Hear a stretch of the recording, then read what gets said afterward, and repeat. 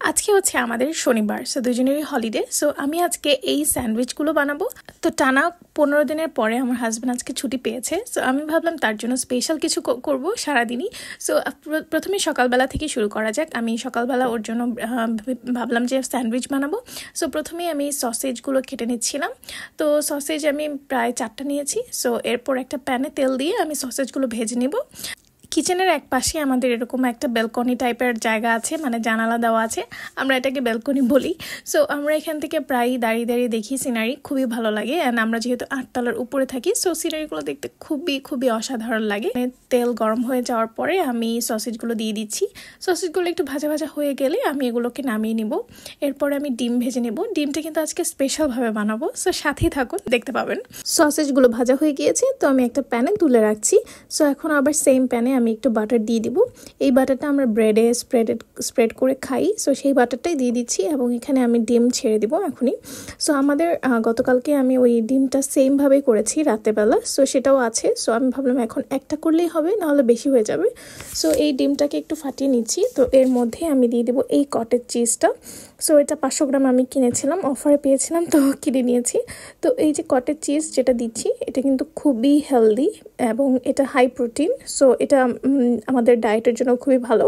So এই জন্য আমি ভাবলাম এখন থেকে ডিমের সাথে এটা একটু করে অ্যাড করে দিব। সো এটার মধ্যে আমি একটু লবণ অ্যাড করে দিয়েছিলাম, সাথে দিয়ে দেবো গোলমরিচের গুঁড়া। সো প্রত্যেকটা আমার এরকম বয়মের উপরে লেখা আছে গোলমরিচ, মরিচ, হলুদের গুঁড়ো, জিরা গুঁড়ো। কারণ কি, এগুলো সবই করেছি আমার হাজব্যান্ডের জন্য। কারণ দেখা যায় মাঝে মধ্যে ও যদি কিছু বানাতে চায়, কিছুই খুঁজে পায় না, আর আমাকে ফোন দিয়ে জিজ্ঞেস করতে থাকে কোথায় কি আছে। সো আমি এই জন্য ওর জন্য সব লিখে রেখেছি।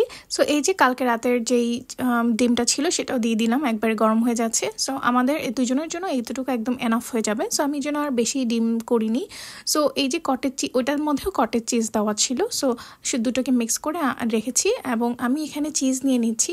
সো চিজ আমাদের দুজনের খুবই ফেভারিট। বাট আর এখানে হচ্ছে আমরা মেয়োনিজ নিয়ে নিচ্ছি। মেয়োনিজটা হচ্ছে আমি ভেবেছিলাম সব কিছু একসাথে মিক্স করে ফেলবো, মেয়োনিজ, ডিম, সসেজ। বাট আমার হাজব্যান্ড বললো যে প্রত্যেকটা জিনিস আলাদা আলাদা করে যাতে স্প্রেড করি। সো ওর মন রাখতে আমি সব এইভাবে করছি। সো এখন আমি মেয়োনিজের উপরে ডিমটা দিয়ে দিলাম একদম সুন্দরভাবে।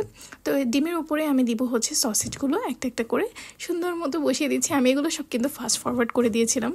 আজকের এই স্যান্ডউইচ বানানোর আইডিয়াটা কিন্তু টোটালি আমার মাথায় এসেছে। আমি কিন্তু কোনো ভিডিও বা কিছুই দেখিনি, জাস্ট মনে হলো যে আজকে জাস্ট বাসায় যা যা আছে সেটা দিয়ে একটা স্যান্ডউইচ বানাবো।